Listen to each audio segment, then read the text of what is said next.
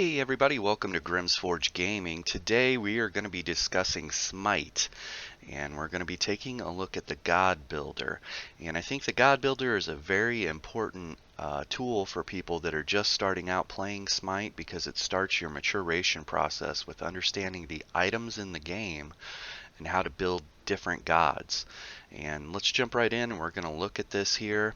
So the first thing is you're going to jump onto SMITE. You're going to go to Gods, and when you go to Gods, we're going to take Cernunnos.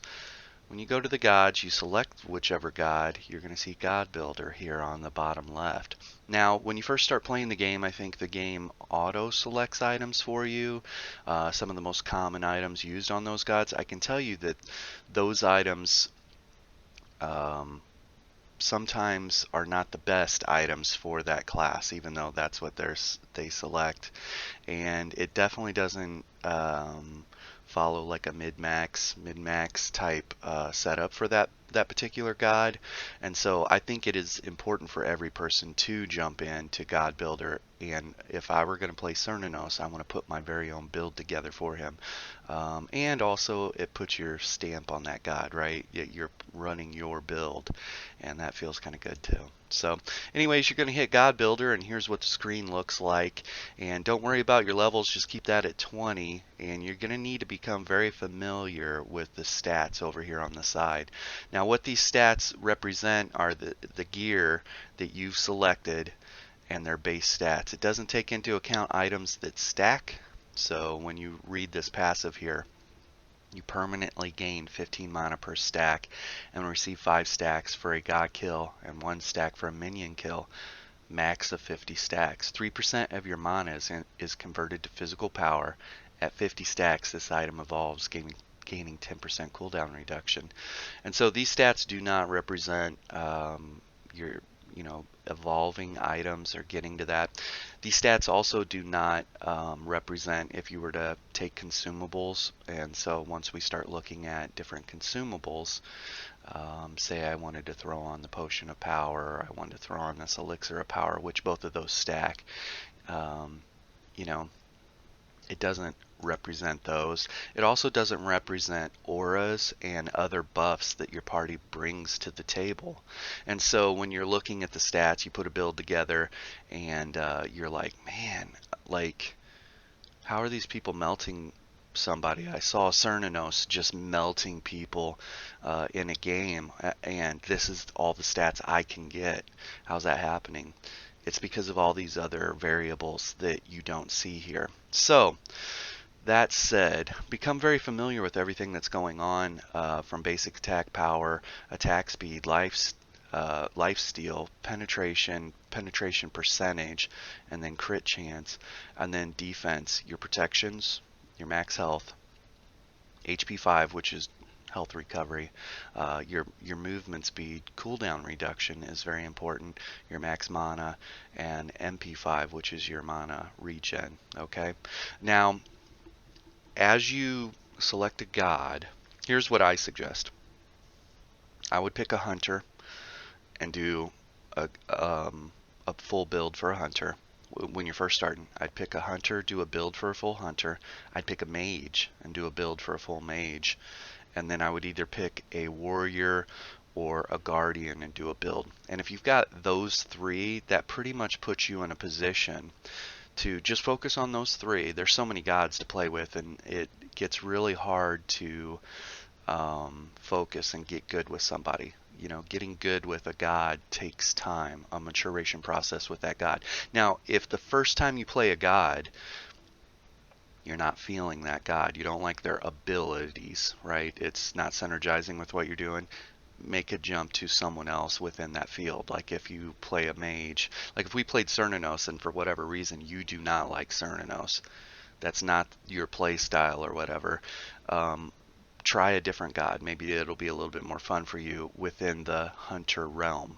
Okay, but and maybe hunters aren't your thing at all, and you'll find that out after 2 or 3 different hunters. But anyways, the reason I say to pick those 3 different gods is because you'll get into a game, and we just had this happen yesterday. So I pick a ranged mage, someone I'm in a group with picks a ranged mage, and we select our players, and so at this point we know there's 3 other players in arena, okay, and we've already got our 2 mages, and then the third person picks a mage, and then the fourth person picks a mage, and then the fifth person picks Loki.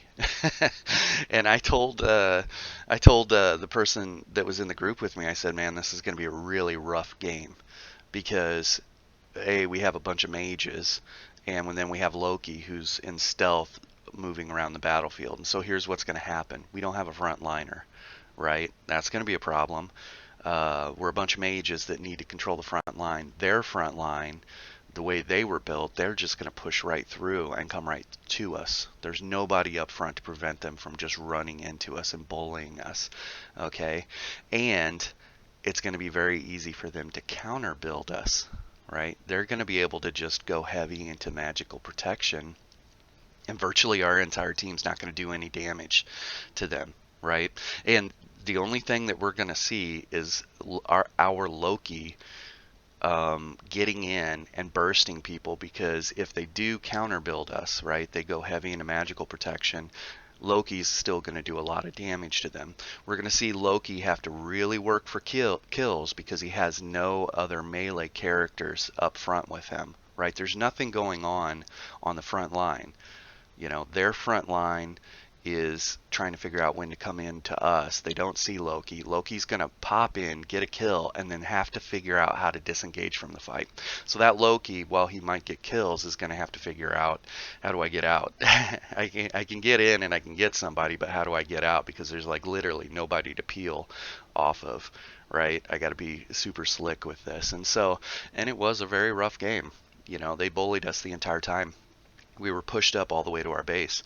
It's important to understand the reason I say pick 3, a hunter, a mage, and either a warrior or a guardian, is if you're only going to focus on Cernunnos, a hunter here, and that's all you're going to play, even if you select your god first and like that's who I'm playing, there's no guarantee that the rest of the team is going to select properly for a good functioning team, right? You need to be flexible in who you're picking. So I say pick one of each, and then based on how the team is unfolding, don't actually select your player. Like pick Cernunnos, but don't actually lock them in. And then once you see the team comp, you can say, look, I'm not trying to make the next 15, 30 minutes of my life super difficult by staying with Cernunnos when I've got 3 or 4 other hunters on the team. So what do we need? We need a guardian. You know, most guardians are magical based too, so that plays into it. I'll be the front line, and all these hunters will provide the damage. And so that's something, counter building and picking a proper functioning team. So that's advice for you. Pick your 3 gods, put builds together for your 3 gods, and it will make your life easier. So anyways, another thing too is to understand about your gods, which gods are auto attack based and which gods are ability based. Okay, and so every god, you can see these tabs here, we've got our items, and we'll talk about all this here in a second, but we've got our items and then we've got our abilities. Every god has a passive. It's important to read your passives and understand how the passives work.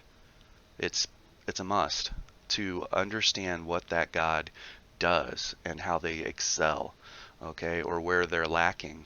So it's important to read your passives, and then it's important to understand what these abilities are. The basic gist of this is this ability allows me to either choose lifesteal, attack speed, or a slow on my attacks, okay? And I can choose between those different things on there. So this means while this allows me to pick between the different attack styles, it still means that I'm an auto attack based god, right? My primary damage is coming from auto attacking. This ability throws down like a bramble or a thicket of thorns that slows and does a considerable amount of damage if built properly. The ultimate function of this is an AoE damage that roots or stuns. It roots a target and slows targets. Okay, So it can be for damage, but it's more so for functionality, right? So that still means that I'm an auto-based god with a cool, ability in my kit. This ability is a horn charge. It actually allows me, it's my form of mobility on this god. It allows me to get out of trouble, to cover some distance, or to do physical damage to somebody if I need to. Still means that I am a um, auto attack based god, because of the kit that I have. And then this ability, the Wild Hunt, it actually does a considerable amount of damage in an AoE area, and the polymorph duration is 2 seconds, and there is a little bit of a cast time on this. It takes time to actually cast this in an area. And so this is leaning towards being ability based. Now, out of these all, you could say this might be somewhat ability based. The damage on this is ability based, but if you're going to build this god for auto attack or crit, then you're just using this ability for the functionality. It's still going to hit hard because you have adequate power. This ability will hit hard because it's your ultimate, but we are an auto attack based god. And so what you're going to have to do is jump into each one of your gods, figure out are they auto attack or are they ability attack, and then build them around that. And you can see that the way I have my Cernunnos built, we're going good into our attack power because we're auto attack based, and we're going good into or high into our attack speed. So we have adequate attack speed, and we have a way to actually amp up our attack speed on this build.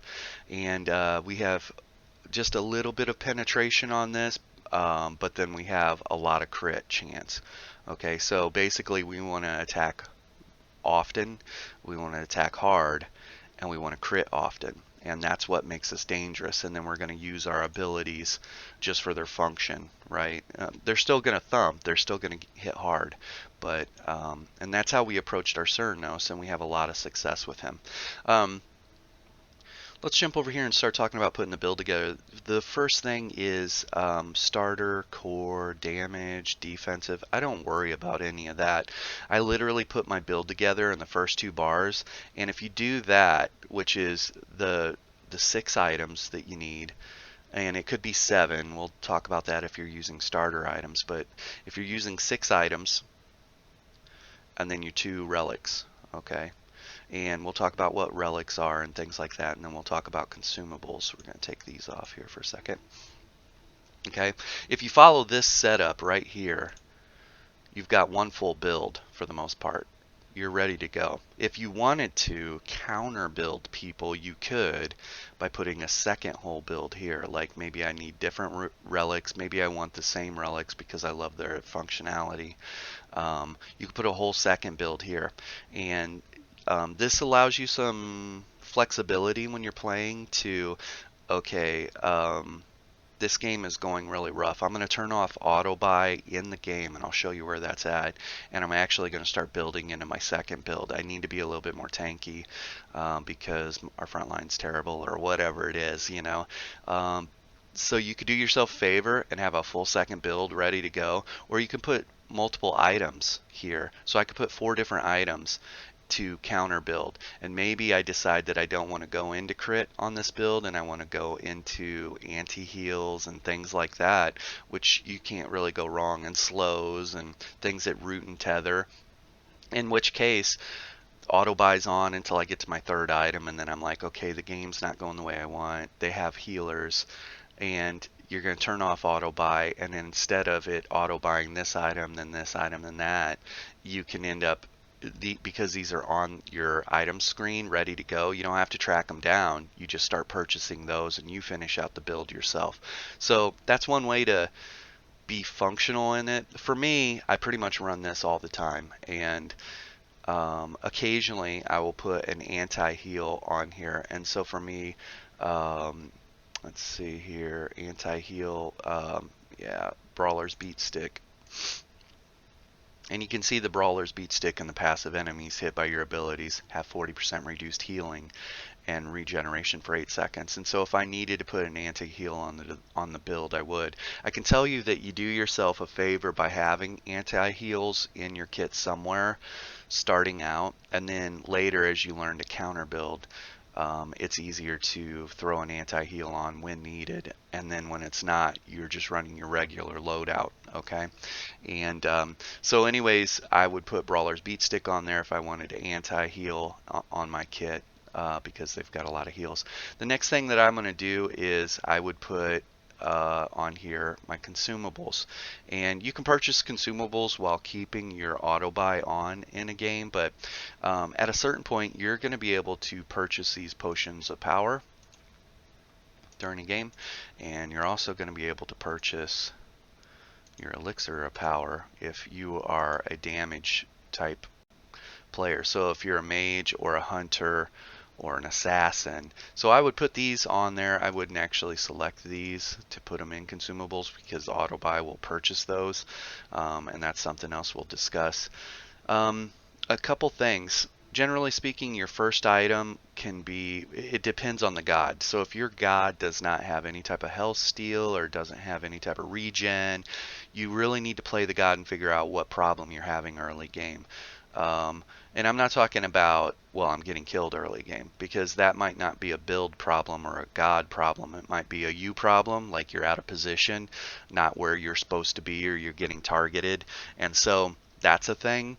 You might be trying to push too hard to make plays instead of just farming the creeps or farming the mobs. You know, we're talking arena right now. Let's not talk conquest or joust or any of the. Let's talk you're a beginner and you're playing arena. Sometimes the best thing to do is just kind of hold the front line, establish the front line, even if you're a mage or a hunter, and you prevent them from pushing forward. You're letting them know, like, if you come any closer, you're going to get popped, right? And hopefully you do have a frontline person up fighting, and you're kind of covering their back, right? You're protecting them, you're peeling for them, and peeling means they're taking considerable amount of damage. Sometimes you literally need to step in between them and the enemy and just body block the damage to save your teammate, and then you need to be able to get out as well. Who's going to peel for you, right? And so understand these basic concepts helps you have a better experience in Smite. But generally, your first item is going to be something that contributes to your early game and allows you to stay out on the battlefield longer, okay? The longer you stay out on the battlefield, the more gold you'll make, the more farming you can do to get into your build. If you're having to back regularly, you're missing out on farm, you're missing out on gold. That's what we're talking about when we're talking about farming. Sharing in the experience and the gold that is to be had out there, okay? So you don't want to back often unless you absolutely have to. You also don't want to stay out on the field if you're completely out of mana. You don't want to stay out on the field and put yourself in jeopardy of being overrun. And so a regular play is, while your health might be full, the enemy team is assessing who's low on mana, because if they're low on mana, they're not, even with Cernunnos's ability to disengage here, I can root them. Like, let's say I see 4 people coming at me, and if I have full mana, I can root them and then turn around and dash away or charge away, right?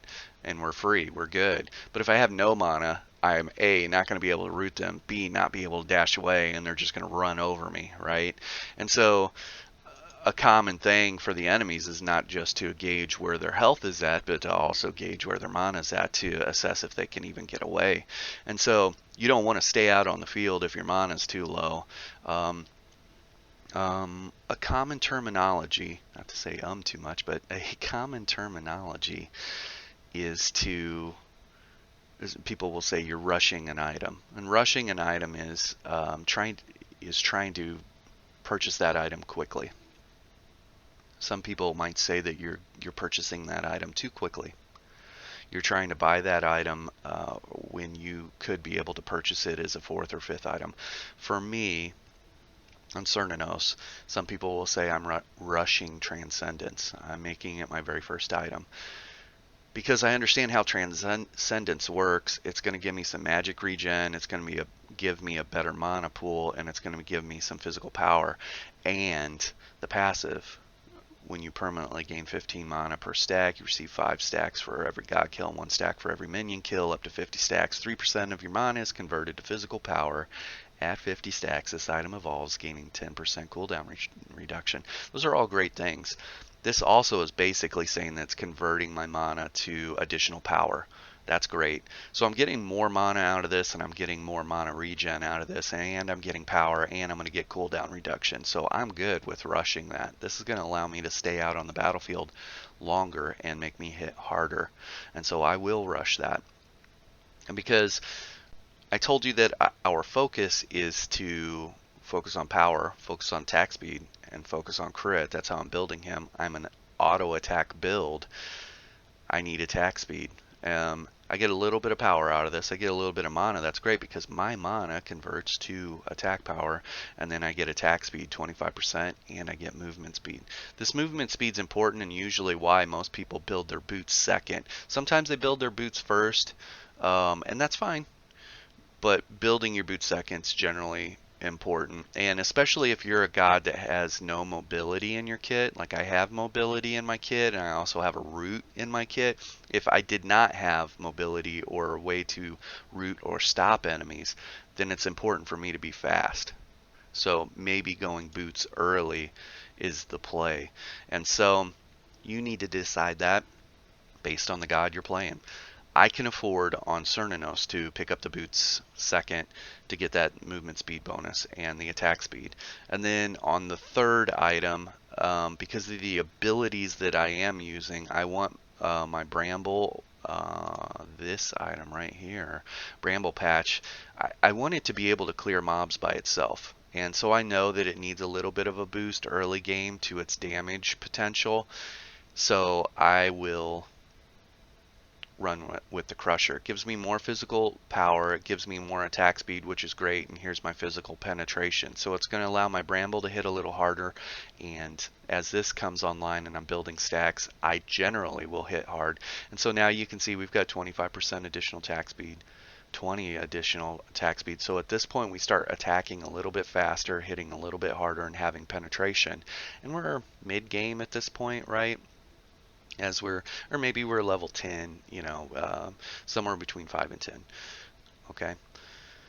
Our fourth item is when we start getting into the critical, and so Rage is the item, physical power plus 20. That's not real high physical power. Our crit strike chance is plus 30%, but then you look at the passive. Killing or getting assist on an enemy god gives you 1 stack. Each stack provides 3% critical chance. Okay, stacks are permanent and stacking up to 5.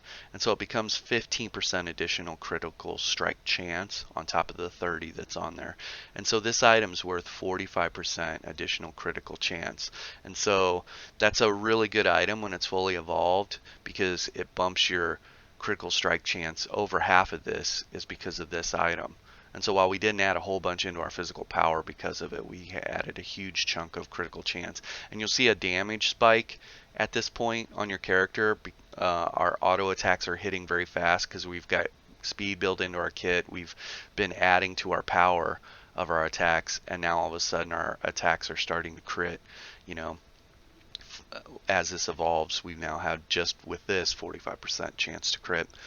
Then we go into Wind Demon, and you'll learn all the different items in the game and how to get them to play together, right? How to synergize them to achieve what you're trying to achieve.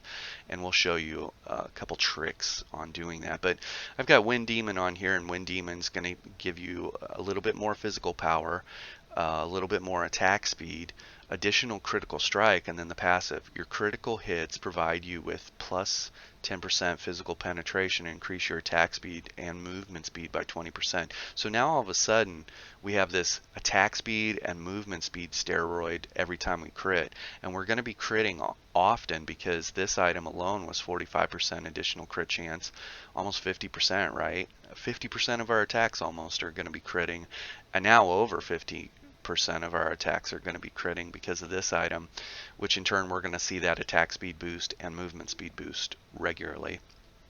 And then the last thing is we added was Deathbringer, and Deathbringer gives us plus 40% power, that's good, and an additional 25% critical strike chance. And then the passive on it, critical strike bonus damage dealt is increased by 30%. And so we know at this point we're going to be critting often. 70% of our attacks are going to be critting, actually more than that because it doesn't take into account the 15% here. And so this ends up being an 85% to 90%, depending on what buffs are going on, or 100% crit chance type build. And we're going to be, when we hit this passive, attacking with an additional 20% attack speed and an additional 20% movement speed. So we're going to be very fast on this build and attack very fast, and almost everything that we do is going to be critting people. Scary. This is a fun build. This is not a build video. This is understanding how to put your items together and have them work together. And because we are an auto attack based god, we put it together a build that feels very good on this god. So going back to this, I like to build these items here. I said you can have one full setup here, one full setup here. I generally run with one setup with the option of adding some anti-heals to the build, and then I'll run my my consumables here. Let's jump into some different items here. Number one, we talked about counter building. We talked about building to your playstyle, understanding ability-based gods versus auto-attacking, and talking about what's working and what's not working. What's working is you get out on a god, and I can tell you that a build that feels very good, you'll end up staying out on the field and you're contributing, and next thing you know, you got 4K gold. And you're like, holy crap, I need to get back to base and actually finish my build. And you finally go back to base, finish, add 2 items to your build, and you're just that much more effective. That's a build that's working for you. Okay, sometimes games work out that way, sometimes they don't also. But generally speaking, if you don't feel the need to have to go back, I'm very mana hungry on this build, and I'm just not able to do abilities or whatever, then there's something not working there for you. And understanding what items that require stacks. I had talked about, going back here real quick, I like to actually put items that require stacks fairly early on the build. The reason being is, for me, I want to get to the stacks completion and get to the part where the item is evolved. There's really nice perks there, right? If the item gets fully evolved. And there are some games that if I were to put Transcendence, say, back here and build it later in the build, I might not even get to full stacks on it. I never actually met the full potential of that item, and I don't get the benefits of it. So for me, sometimes I like to put items early in the build that require stacks to mid game. As we get to level 10 or whatever, I want to be fully evolved and feeling the benefits of that. I'll have a damage spike, and that's important. Something else too, filling your head with all kinds of useful information, hopefully for beginners or new players to Smite. How a game can snowball or roll out of control is important. This is a side note for you just to understand. If you are continually, or let's say someone on your team is continually jumping in and getting killed, they are either intentionally or unintentionally feeding. And feeding is a terminology that you will learn in the game, but feeding is a negative thing. Sometimes people are doing it on purpose, and sometimes they're doing it unintentionally. They're just overly aggressive. And the result of feeding is every time the enemy team kills that player, they're gaining levels, they're gaining gold, and they're getting further in their build, right? they're able to finish items quicker than you. And if you attack in a 1v1 situation, you're Cernunnos versus another Cernunnos, and you just stand there. We're not talking about ability, play style, or skill, but if you guys were to stand there and trade shots, you'll notice at even one level that Cernunnos is going to hit you harder than you're going to hit him, right? If he's even one level higher than you. You add a second level and it starts snowballing out of control. You add a third and they hit you very hard. And so understanding what's happening when that person is feeding them. If you see someone on the enemy team that has 2, 3, 4 levels above you, that's somebody that you don't want to tangle with, generally speaking. Okay? And that person on your team is feeding them and allowing them to get out in front with levels, and in turn out in front with finished items. And when we were talking about these items, just me explaining what this item does, killing it or getting an assist on an enemy god gives you, this item gives me 45% additional crit chance. Me just adding that item to my build changes everything for me. I now have almost a 50% chance to crit when I didn't have it before. And so Cernunnos on the other team, because he's got fed a couple times, now has this item on me, or now has this item on me. This item gives him an additional 20% attack speed and an additional 20% movement speed. These two things make up a world of difference when we're talking about 1v1. And so understanding feeding or understanding farming. Okay, if it's not a scenario where the enemy isn't coming in and you're able to kill them and get out in front on levels, then just focus on your farm and killing the creeps and getting assists on enemy gods or killing enemy gods when and where you can. You don't have to be overly aggressive. You don't have to make plays. You don't have to push the subject. Just focus on keeping the mobs or keeping the creeps from getting to your tower, and in that moment you're going to be able to farm, be able to gain gold to finish your build. And if they get overly aggressive, sometimes you got to go. But anyways, that's my little tip on that to build up. I think that's a very important tip too, so you build a level of understanding. Let's talk about relics here. Relics, jumping into our relics. All these over here, you can see they don't have a price associated with them. This is the free version, and these relics become available. You'll get one early in the game, like at level 3 is your starting level for arena, and then later you're going to get another one available to you. And so go ahead on your build, and you want to make sure that you have those selected. Okay, and as long as you have those selected in the build, then they're going to be auto purchased for you. And you can also, based on, let's say, even though this is on here in the first slot, I want this to be the first relic that's purchased. I'll click that first and it drops it there, and then that's the second relic I click, and it'll purchase it or drop it in second. And so the same thing works for your actual build. Let's say I didn't want to rush Transcendence. We're going to turn all of these off so you understand the order that you're actually building here. And let's say the other team has a Hell and it has an Aphrodite on the team. So the very first thing I'm going to do is, maybe I don't want Transcendence for whatever reason, and I want to do anti-heals. Boom! Anti-heals. I select that first, and it's going to fall into that first item. Then I want to go into my Ninja Tabby for my movement speed, and then we're going to do our regular build for the most part. And as I select these, and let's say I get to here and I decide I don't want Wind Demon next, purchase it, I want to do Deathbringer, so I'm going to select Deathbringer and then Wind Demon. And that's how you control which items are purchased when, through your auto buy through your God Builder. Okay, and we're going to turn these off and go right back to where I was, because this guy really chunks people. You can see as I make these selections too, and I have everything set up the way I want, perfect, love it. Save. Make sure you hit save so that way it's actually going to do what you just selected. Okay, and talking about relics, going back, I said you get these, you get one at level 3 right at the start of arena, and the next one becomes available later. You can also upgrade. You can upgrade your relics, and they have additional functionality. You can see for this one, the Aegis invulnerability for a duration, so I'm not going to take damage for a short duration. The upgrade to it just lowers the cooldown, so it's available more often. And you're going to need to decide how to build what relics you want. For me, I always like to go with either Aegis or beads.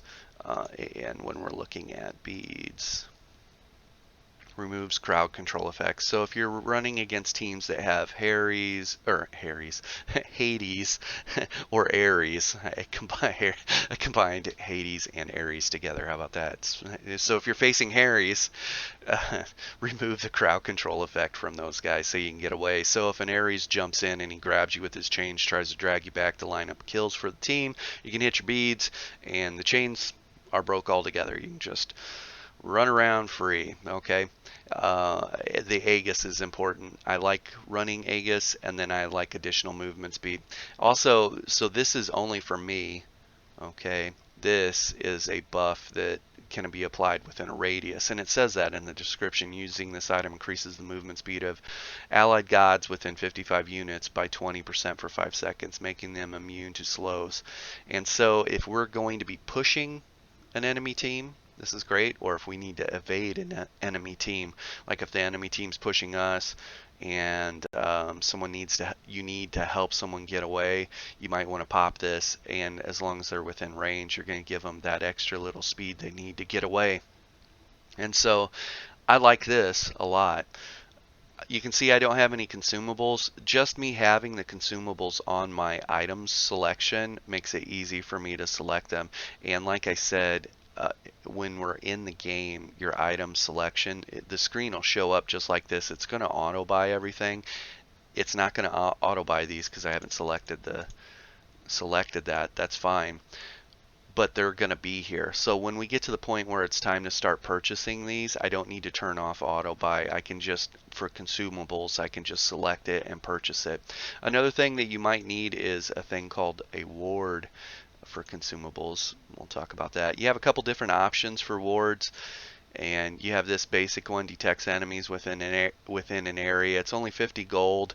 You drop it and it does just a little reveal area on the map. And so if you have a Loki or somebody that continually runs around, sneaks up behind you, you might want to drop this ward behind you. And what'll happen is every time he tries to go through that, you'll hear a little ping on the map, and that tells you. And then if you look at your map real quick, you'll see Loki's icon, and you'll be like, you sneaky little bugger, and you know that he's there, so turn around and kill him. Another thing is the ward sentry sees enemy movements and wards. So if you want to know where their wards are placed, so you can kind of navigate and do the same to them, sneak through the back alleys and come out behind them and kill them. Sentry wards are a way to go. And then the other thing is the Chalice of the Oracle. Detects enemies and can be refilled every time you go back to base or back to your fountain.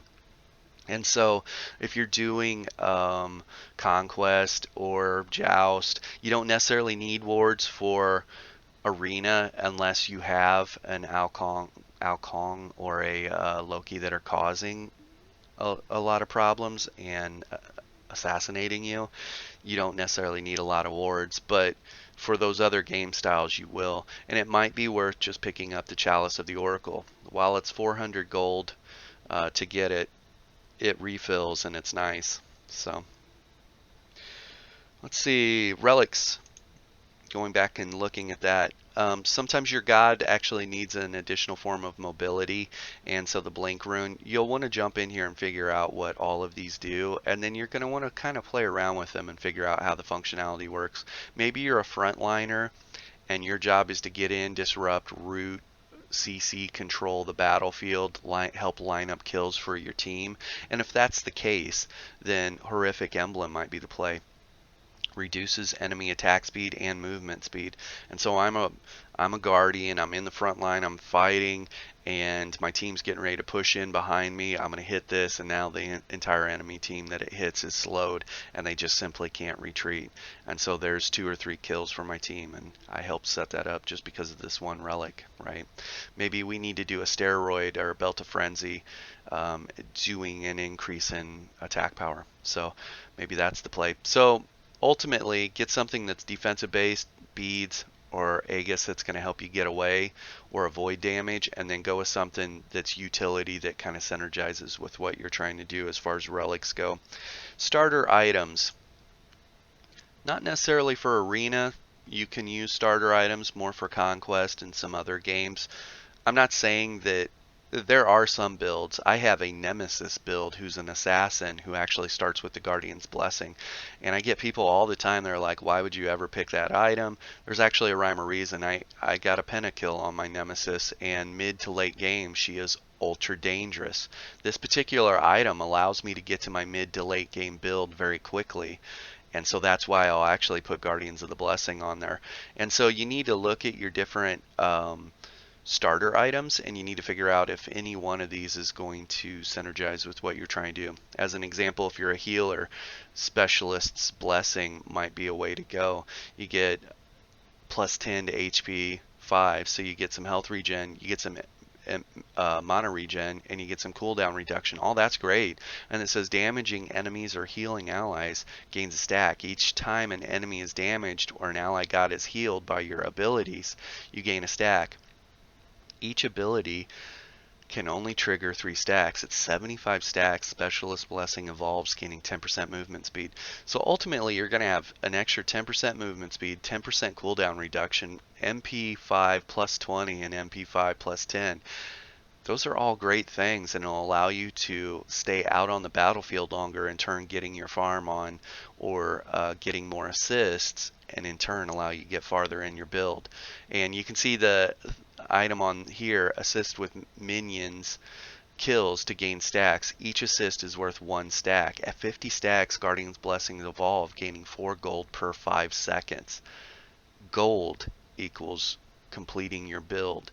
And you can also see in the top part of it, at the very bottom, 3 gold per minion assist. And so as long as I'm getting my farm on and I'm within minion assist range, not kills but assist, as long as I'm within that, I now get the 4 gold every 5 seconds at the bottom and the 3 gold per minute. So if you want to get to full build early, this item is great. And you can't beat the additional health, you can't beat the additional protections, the HP 5 and MP 5 that you're getting from this within 60 foot of an allied god. I just need to be standing near someone on my team, and I'm going to get health and mana back, and then I'm getting gold as well. And so this item is hugely underrated, and it's only 700 gold. That's why they call it a starter item. And so what that would look like if I wanted to actually put a starter item on my build. Okay, let's unselect these here real quick and show you what this looks like. So initially you knew that my boots were the second item, right? I went Transcendence, then boots. You can see this order right here. That's the order that we went. But if you're going to go with a starter item, I select that first. Now that's on me right out the gate, right? And I get all those benefits, and especially when I get my 50 stacks, and I now have 4 gold coming in every 5 seconds on top of the 3 gold per minion assist. So this is going to allow, you can see how that's going to get me full build quickly. And then the next item that I'm going to go into is Transcendence. What's going to happen is, before, I couldn't quite complete my Transcendence right out the gate in an arena because of the amount of gold that you start with. And now the fact that I am spending an extra 700 gold out of the gate, so I might only be able to get this to a level 1. Each item has to be upgraded 3 times for it to be full build. So there's like 3 lower quality versions of each item, and as you upgrade it, that's great. And so Transcendence is going to be my next item. Now my boots are going to be here, Crusher, that, and that. And so our stats are different now. You can see that our stats are different. As soon as I get all the way to here, I'm now considered full build. And as soon as I get 3,000 gold, or technically, I guess, 2,750 gold, in my pocket, which I should be able to get fairly easy because of this item, right? It's mid to late game, this item's value starts to diminish. The 100 health isn't as good a perk as it should be. The extra 5 physical and magical protection is not what other items could accomplish, right? The 7 HP 5 and the 7, those items start to diminish and it starts losing its value mid to late game. But you still want to finish your build because of the extra gold that comes in. We're now full build. And so what we're going to do is in game, when we go to the fountain or go to base, we're going to turn off auto buy. When we've got enough gold, we're going to sell this item so the item comes off the build, and then we're going to purchase this item. And now we're at full build. And you will be able to accomplish full build quicker with this item, this starter item, than not. And so what's happening on the games with my Nemesis is I'm actually getting to mid to late build quicker by running Guardian's Blessing than by not. Okay, and so that's a very important tip on how to use starter items, and some of the starter items can help you stay out on the field longer and get your farm on even more. And we talked about consumables, we talked about starter items, we talked about relics, understanding attack power versus attack speed versus crit. Okay, let's draw a circle in the air in front of you. There it is, magical circle in front of you. I want you to cut the circle in half from left to right. Okay, get rid of the bottom half, throw it away. On the far left hand side, this is a full spectrum in front of you, a sunset or whatever. On the far left hand side is full blown 2.5 attack speed. If you have a full blown 2.5 attack speed with no attack power or minimum attack power and no crit chance or no critical damage, you're going to hit super fast like a machine gun, your machine gun Kelly, right? Just bang, bang, bang, bang, bang, bang. But you're doing virtually no damage, okay? And there is a even ground between that end of the spectrum and now get rid of all your attack speed and just go full power. Okay, now all of a sudden we have no attack speed, but we attack very slow, but every time it connects it hits really hard. Okay, full attack power is all the way to the right. Okay, finding where you want to be, the difference between attack speed and attack power, and you got a nice blend of both, is great. And then throwing crit on top of that is important. Okay, crit's going to multiply or amplify that damage that you're doing. And so for me, this attack speed with this attack power with this crit chance, like we said, this gets up to 85% crit chance, almost 90 with different buffs and auras and things like that. So I'm hitting fast and I'm hitting super hard. I'm hitting hard and I'm hitting with crits almost every time. And so this was the perfect build for me. Copy this build, throw it on a hunter if you want, that's fine. And this will actually be one of my builds for Cernunnos. I like it a lot. But that spectrum that we talked about is very important in understanding that. You can't go too far in one direction. And a perfect example of that is if you look at the attack speed, there's an item right here, Odysseus's bow. Odysseus's bow, plus 40% attack speed is great, and then every fourth basic attack triggers a chain lightning, damaging the targets up to 4 nearby enemies for 15 damage plus 60% of your total basic attack damage.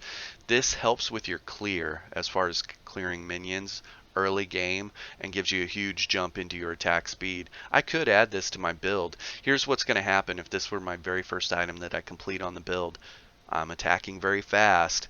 There's not a whole lot of damage behind that attack. My clear will be good. I'll clear minions, but if I just had this item and I'm trying to kill an enemy player, I would have more success going into something that's going to have damage behind it, right? This is for clear early. Now if I stacked items that have crit, or if I stacked items that have attack power on top of this, now we're talking about, kill potential. So it's important to understand that spectrum where you need to be. Every god is different. Some gods, while Cernunnos is auto attack based and another hunter is auto attack based, Cernanos functions well with attack speed and high crit. This other god might not function with attack speed and high crit. They might function with low attack speed, but every single time their auto attack hits, it hits with thunder and it crits. Okay, or they're not crit based at all. They're attack power based, and so you throw everything into attack power, and when they're hitting everything into attack power and like ability based, you know, maybe we want Brawler's Beatstick on that build permanently, and maybe we don't want crit in there. Maybe we want to go a different route with like Armor Shred. Maybe we want to do Hydra's Lament. For 8 seconds after using an ability, your next basic attack will deal an additional 40% damage. That's pretty cool if I'm a auto attack based god with really high weapon damage, or power, we'll say, physical damage on our auto attacks. Well, if I use an ability, say that ability was, we told you how the functionality of this item, right, or switching this item, I'm using this to trap the enemy, not necessarily for the damage that it provides early game. So if I trap the enemy and then turn around and hit him with an auto attack, if I had Hydra's Lament in my build, the Hydra's Lament is going to make that next auto attack. So I hit them with my Bramble, they're trapped there in front of me, and the very next auto attack that hits them is going to hit them for 40% more damage. That works really good on other hunters or other gods. And so you need to kind of play around with these different concepts or different builds and see what works for you. Moving on, we talked about the attack power. There you go. Servers are shutting down in 90 minutes, just so you know. We talked about attack power, the spectrum, all the way to the left, all the way to the right. Same thing works for mages and stuff like that. And then when you're talking about guardians, there's a fine balance on a guardian between just stacking protections. If you're a guardian that has mobility in your kit, as an example, I'm going to jump into Guan Yu. Guan Yu's my favorite guardian or favorite frontliner in the game, we'll say. And the reason is if you look at his abilities, I'll regularly get 17 kills, 2 deaths, or 3 deaths on this guy, and people are like, especially when they see the stats, how are you getting 17 kills and all this and that with this dude? Well, it's the way I have him built specifically. But this is a frontliner, and for being a frontliner, I don't need max protections, because this god has mobility built in his kit. I have a couple different ways to get away, you know, and understanding how to get away or disengage from the fight, so I can get in, cause havoc, kill some people, and then disengage and be gone. And gods that have mobility built into their kit allow you to disengage from the fight. You're not relying on your team to peel for you, because you can't always there's no guarantee that the other people that queue for an arena or joust or whatever game you're playing, they understand that they need to peel for you right now. And you get this regularly. You jump in, you cause havoc, you're doing your normal play, and if you don't have a way to disengage, you're expecting your team to peel for you, body block, you're expecting them, you're the front line, I'm going to push in, I'm controlling where the front line of the battlefield is, I push in, and my team just stays back there and watch me die. Happens regularly. Next thing you know, in chat, they're like, stop feeding, stop diving, stop jumping in, and they have limited understanding of how I'm the front line, I'm going in, and you're leaving me hung out to dry right now. You're actually helping get me killed right now. And so if you want me to stop going in, I can. But then the battlefield, as soon as they start pushing forward, we get bullied and we get pushed back. And now we're closer to our front door. And that's what you should do, is our portal. Ultimately, as a front line, you want to control the ebb and flow of where the battlefield is happening at without overextending. You're overextending when your team... You're overextending when you push too far in, okay? Or you're overextending when you push in and your team doesn't follow. That's how simple it is. And so there'll be times, not necessarily on this god, because I can disengage and get away on my own. I can push really far in, get in their back line, cause tons of havoc, and then get all the way back to my base most of the time. But there are other gods that don't have mobility, or that and they're a guardian or frontliner, and they require your team to know what's going on. So you're pushing in too far, overextending, or you're pushing in, your team's not following up and helping peel for you, or pushing with you. And so those are important things to understand. It's going to be the hardest lesson for you as a warrior or frontliner, is understanding the ebb and flow of the front line and your teammates behind you and their understanding of how to push, how to peel. Okay. Abilities tabs. We talked about. We're going to look at this here real quick. I'm going to jump into Cernunnos again because we spent some time on him. And we're going to look at our abilities. Because I explained what these abilities do earlier, this allows me to have additional attack speed, lifesteal, things like that. The Bramble, we're not necessarily using it for the damage, we're using it for the functionality, and it does have damage in game, but we're using it for our clear or the root effect to trap an enemy or peel from an enemy, and we're using this ability to do damage sometimes, but mostly just relocate or get away out of trouble. Okay, and we're using this for the damage for sure, and the poly that comes with it. We change enemies that are hit by this into sheep or goats or whatever the heck it is, and in that moment they lose function of their character, and other than running, they can run, select what direction they're going to run, but they lose all of their abilities, in turn helping line up kills for your team. So because we are not relying on these things for damage so much, we're relying on them for the functionality of them, and the damage is a bonus.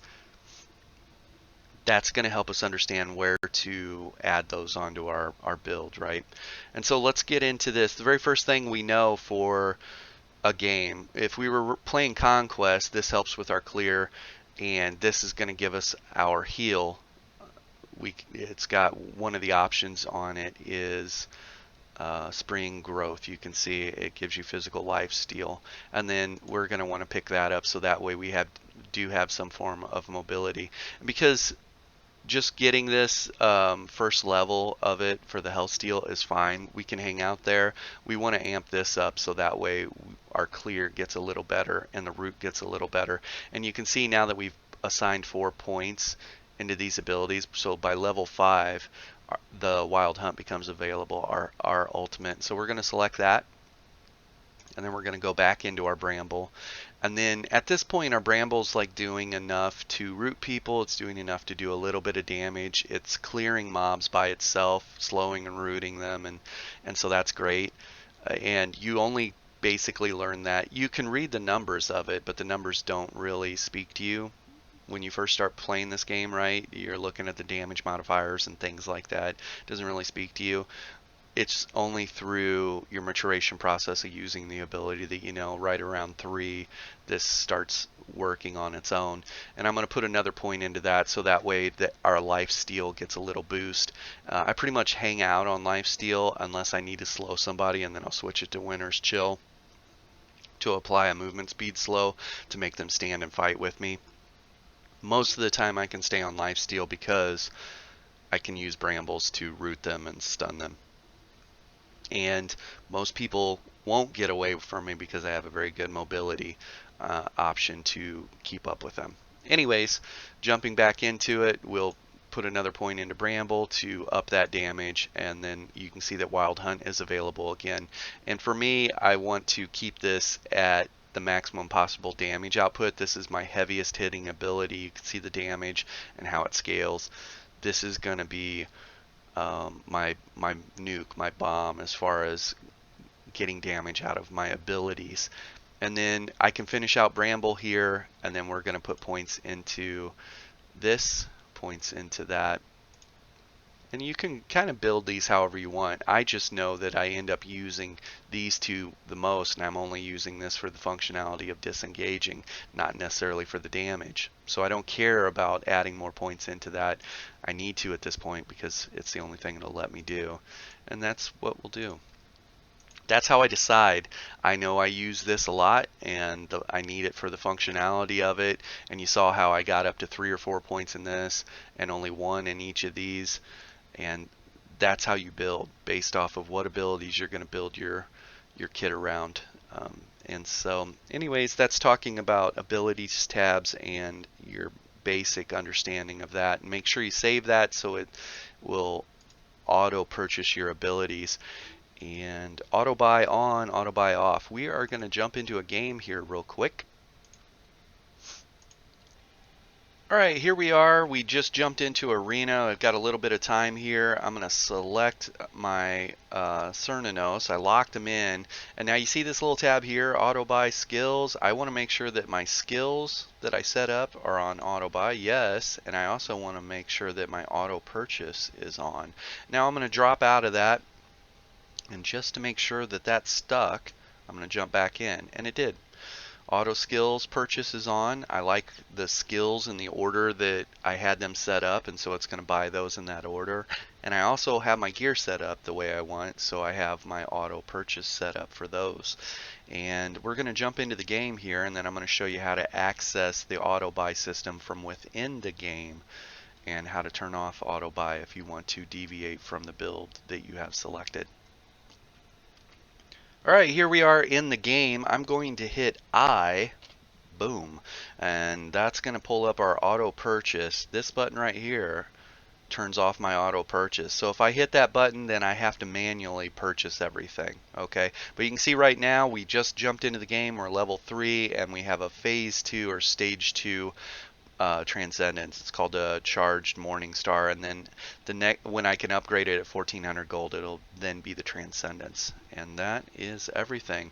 Everybody be safe out there and spend time with your family, and we'll see you again. Thanks.